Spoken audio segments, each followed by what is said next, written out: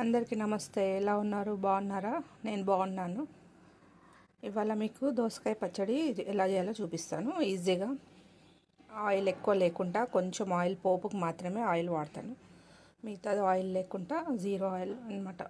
అంటే zero oil కాదు, కొంచెం వేస్తాను పోపుకి, కానీ ఆయిల్ ఎక్కువ లేకుండా మంచిగా. ఇప్పుడు ఎండాకాలం కాబట్టి దోసకాయ కూడా మంచిది చాలా. ఏ విధంగా దోసకాయ తిన్నా కానీ బాడీకి చల్లదనము.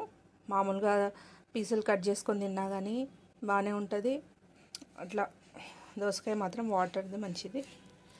దోసకాయలు ఏం చేయాలంటే ఇట్లా తొక్క తీయకండి, ఈ గింజలు కూడా తీయొద్దు. ఇలా కట్ చేసుకోండి ముక్కలు. నువ్వులు ఎంతంటే గుప్పడంత నువ్వులు, ఇవి ఫ్రై చేసుకోండి నువ్వులు. మిగతా ఇవన్నీ పచ్చిమిర్చి ఒక 10 తీసుకున్నాను నేను. కారాన్ని బట్టి మీరు ఒకవేళ ఎక్కువ కారం ఉందంటే ఎక్కువ వేసుకోండి, తక్కువ అంటే తక్కువ వేసుకోండి.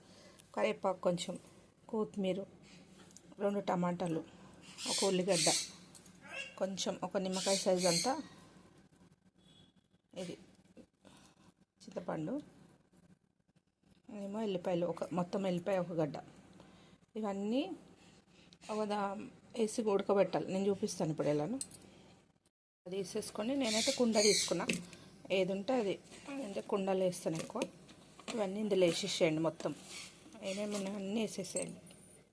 ఇప్పుడు అన్నీ వేసేసినాం కదండి, ఇందులో సాల్ట్ వేసుకోండి. సాల్ట్ వేసేసి సిమ్లో పెట్టి స్టవ్ మీద పెట్టేస్తాం. చూడండి, స్టవ్ మీద పెట్టి సిమ్లో పెట్టి మూత పెట్టేసండి, అదే మగ్గుతుంది. ఎలా ఉందో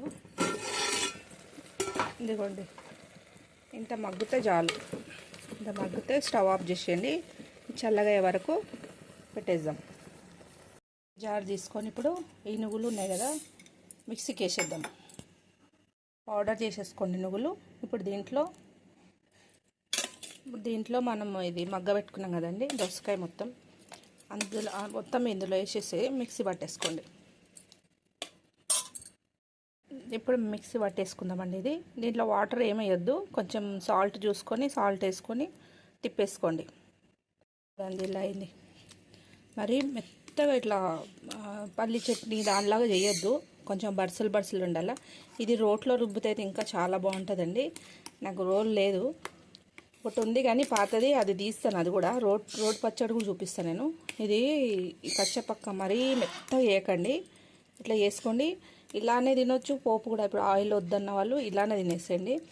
ఇప్పుడు ఆయిల్ అంటే పోపు వేస్తే కొంచెం పిల్లలకు అట్లా బాగుంటుంది కదా, పోపు వేసుకుంటే కూడా ఒక టేస్ట్ ఉంటుంది. ఇట్లా కూడా బాగుంటుంది అండి, చాలా బాగుంటుంది. ఇప్పుడు పోపు చేసుకున్నాం. ప్యాన్ పెట్టుకొని కొంచెం ఆయిల్ పోసుకోండి. ఆయిల్ వేడైనాక పోపు గింజలు వేసేసేయండి. దాంట్లోనే ఎండుమిర్చి వేసేసేయండి, కొంచెం ఎల్లిపాయలు వేసేయండి, కొంచెం అట్లా దంచుకొని వేసేసేయండి. కొంచెం ఎర్రగా కానివ్వండి. ఇది కొంచెం మిర్చి కొంచెం రెడ్గా అయితే టేస్ట్ ఉంటుందండి. చాలా బాగుంటుంది పచ్చడి. వేడి వేడి అన్నంలో చాలా జొన్న రొట్టెకి అయితే చాలా బాగుంటుందండి. ఇది వేడి వేడి అన్నంలో అప్పటికప్పుడు చేసుకోవచ్చు. దోసకాయ పప్పు, దోసకాయతో ఏది చేసినా బాగుంటుందండి. ఇప్పుడు ఎండాకాలం చాలా మంచిది దోసకాయ, చల్లదనం బాడీకి. కొంచెం కరివేపాకు వేసేయండి, కొంచెం ఇంగు వేసేయండి. ఇంగు వేసి కలిపేయండి, స్టవ్ ఆఫ్ చేసేయండి. పచ్చళ్ళలోకి పోపు వేసేయండి. ఇదిగోండి, దోసకాయ పచ్చడి రెడీ అయిపోయింది. టేస్ట్ చేసి చూద్దాం ఎలా ఉందో. ఇలా అన్నంలో పచ్చడి వేసుకొని, మిర్చి ఉంటుంది కదండి, మిర్చి వేసుకొని పచ్చడి కలిపి బాగా వేడి వేడి అన్నంలో, వేడిగా ఉంది అన్నం, ఇది తింది పచ్చిమిర్చి ఇలా తెంపేసి ఇలా పచ్చడిలో పెట్టుకొని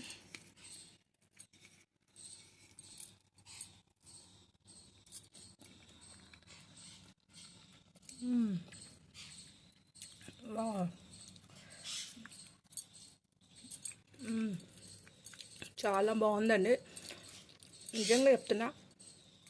కారం చాలా కరెక్ట్ సరిపోయింది.